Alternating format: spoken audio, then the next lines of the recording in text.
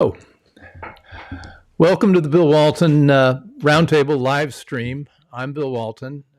We've been experimenting with new ways to get our content out to everyone who's interested in it and also make it much more interactive. And we have a great team that helps develop what our thoughts are and what our shows ought to be. And we got to talking, and the thing that's most on our minds right now is this incredible memo that Merrick Garland put out, who's our Attorney General, essentially weaponizing all of the federal and state and local police authorities against parents to protect school board members who parents have been protesting against because they've been forcing critical race theory teaching and masks and other sorts of things in schools, and there's a lot of pushback.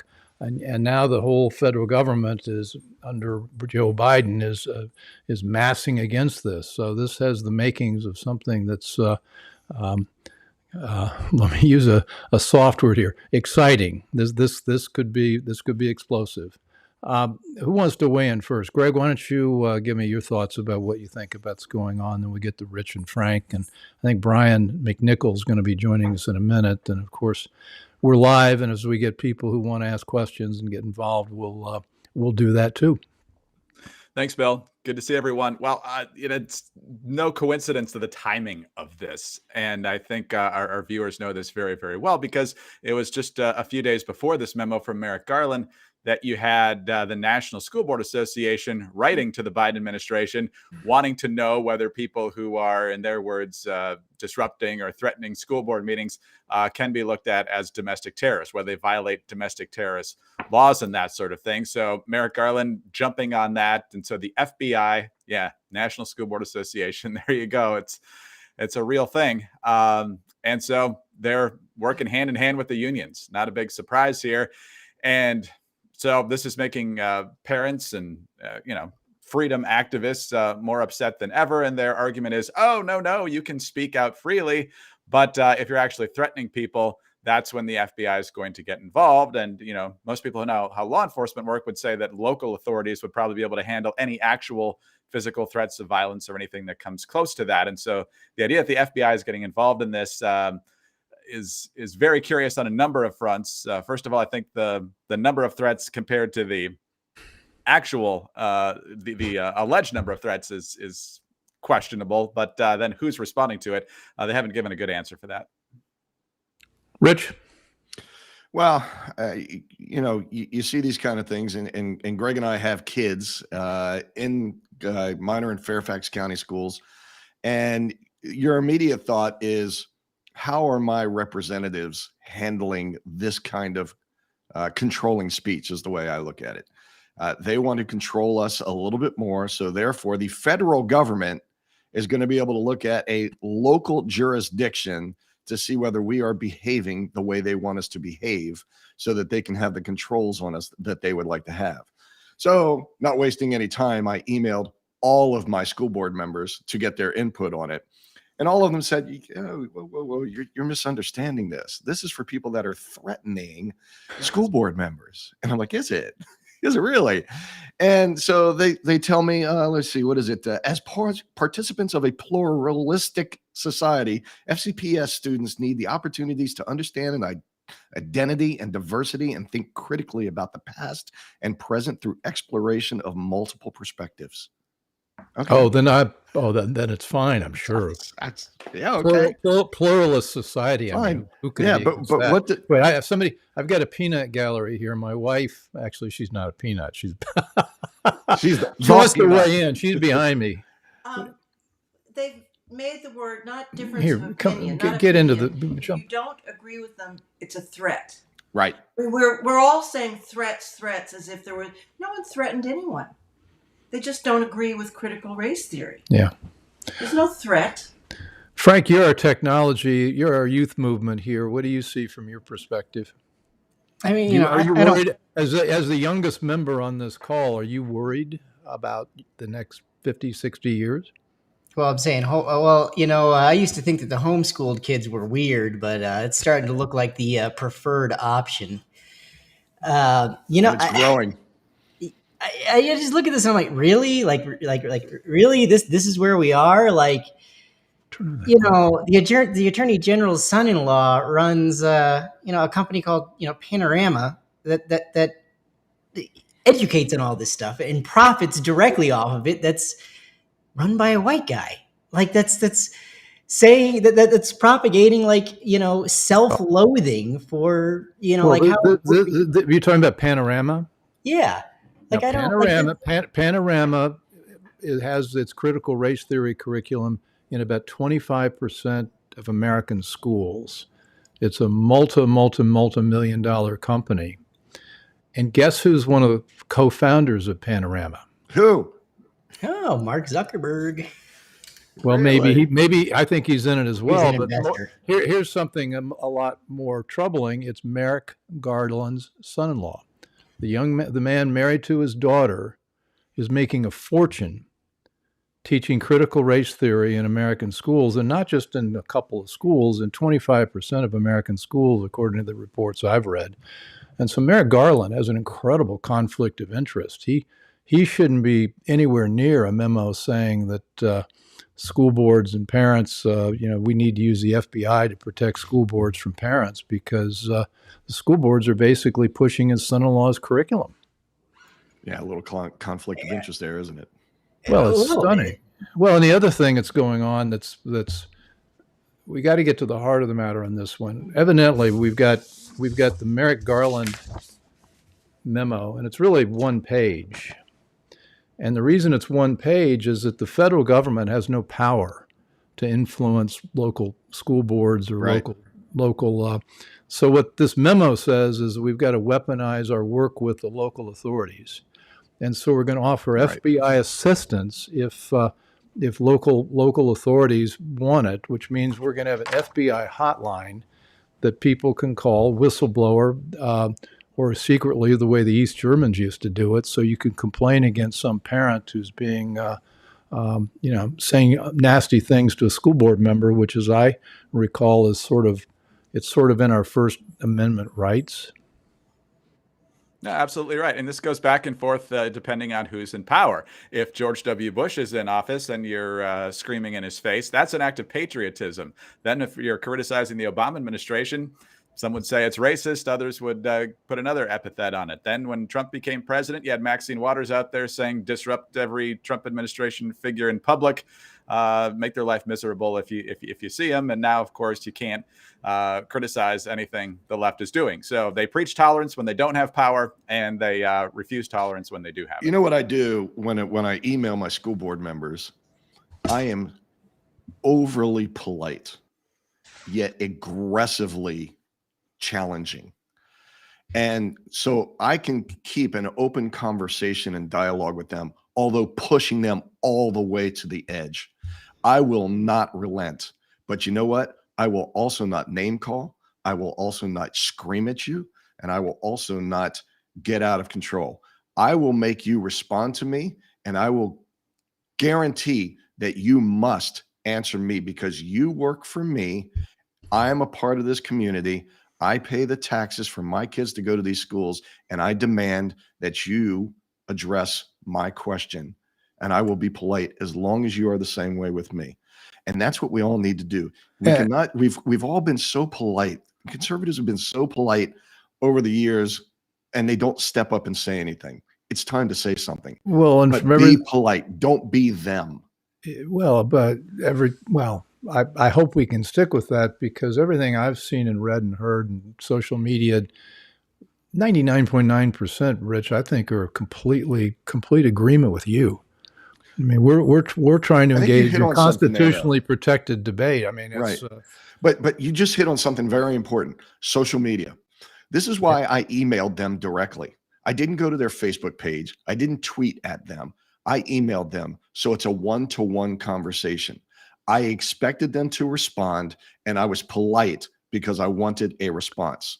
If first thing happens when you go on Twitter or Facebook or any kind of social media platform, YouTube comments, whatever it is it turns into the Jerry Springer show and people yelling and screaming at each other. And we need to de-escalate that kind of conversation, but challenge them and don't let up.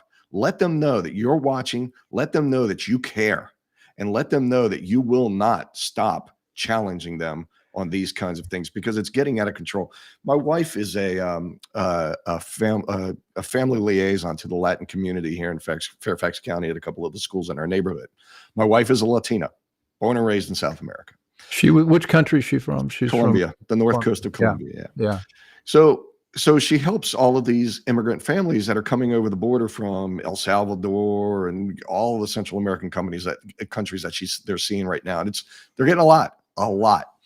And so my wife tells me the other day that there's this book that they are using to help with Hispanic Heritage Month.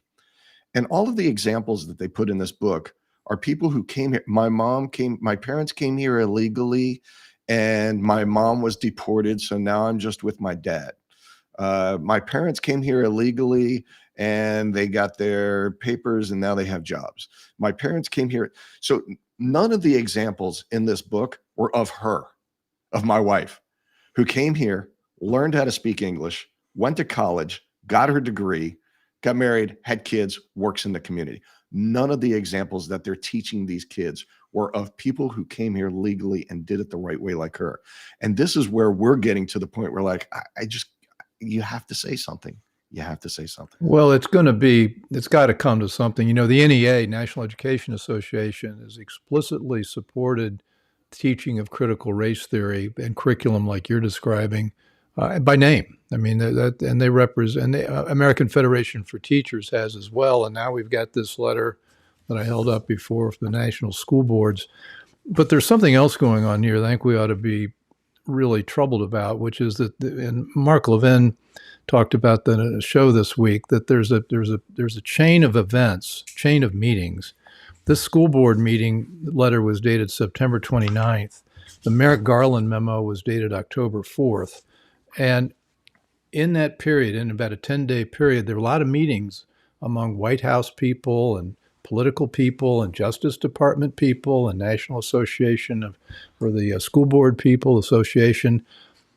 And the thing they were concerned about, this was the heart of it, is that they thought the parents were going to use the rage against the schools and the curriculum and the way the school boards are handling this as a political issue in 2022.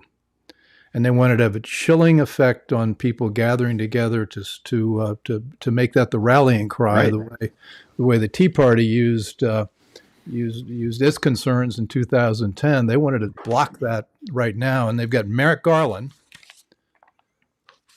weighing in, the Attorney General of the United States. This is politicization of our federal government. I mean, it's practically totalitarian.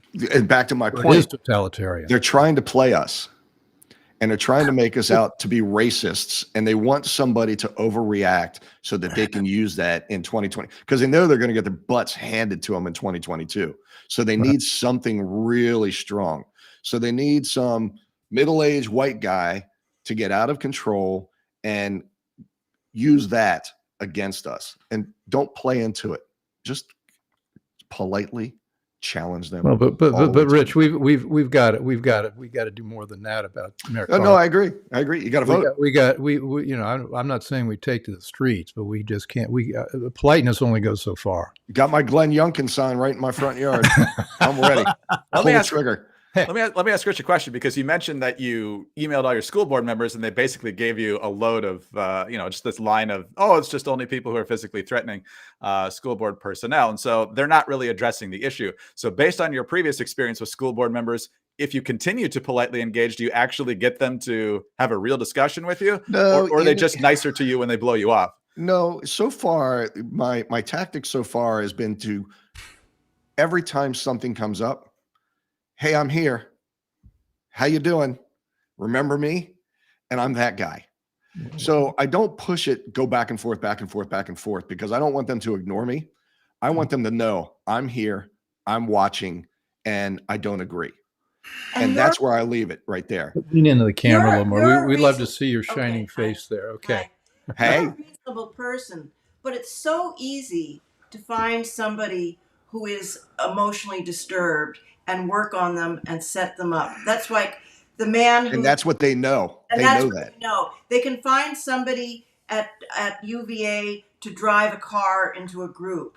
The reason we didn't go to the January 6th meeting is I thought it's too easy to recruit somebody to do something terrible. So you can have millions of responsible, polite people, and it's easy to find the find 1%. yeah. Yeah. Somebody who's known to be emotionally disturbed, and special ops. You work on them, you set them up, you get them angry.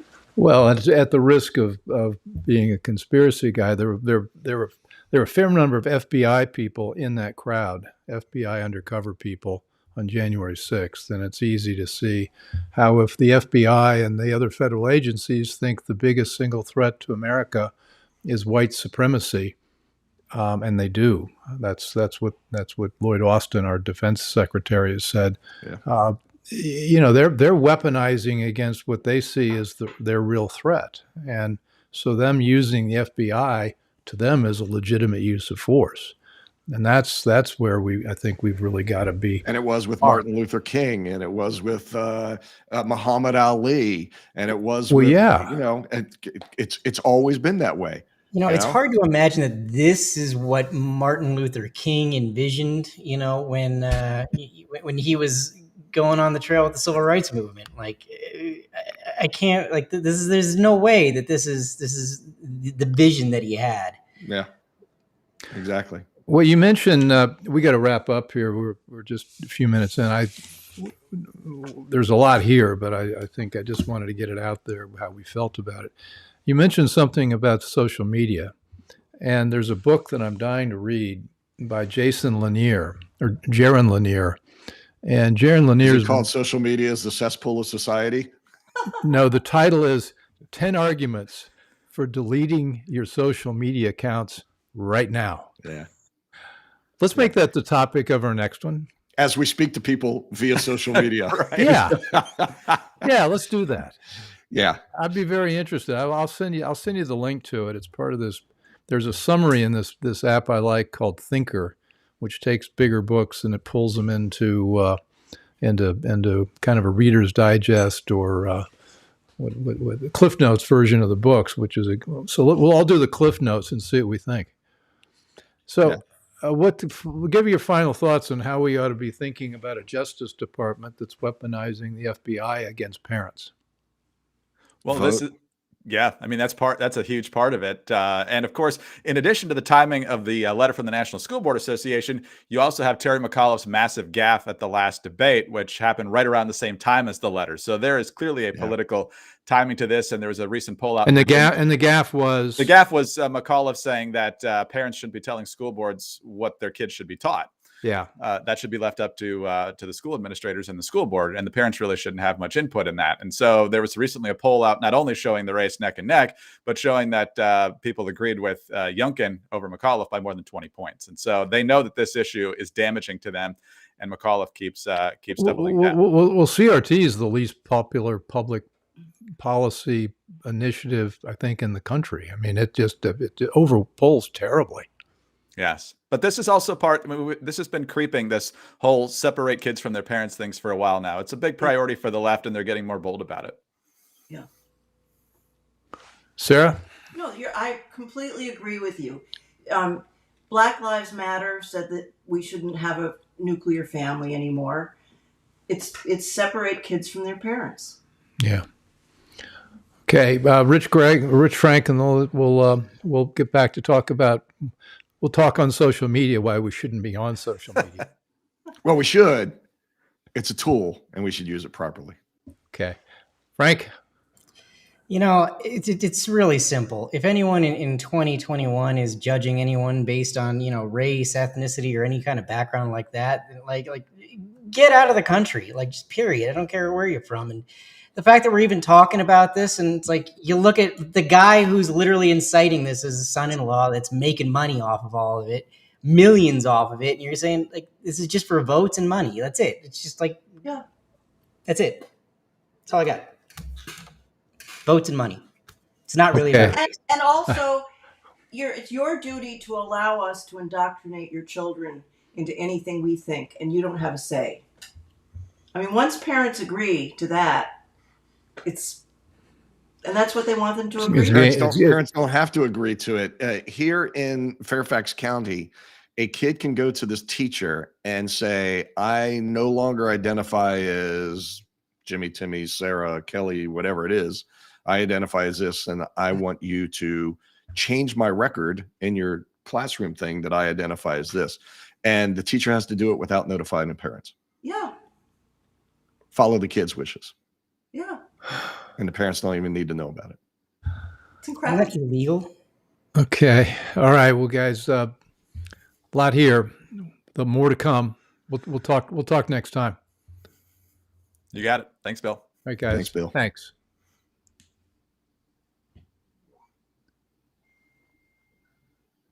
I'm going to end this stream.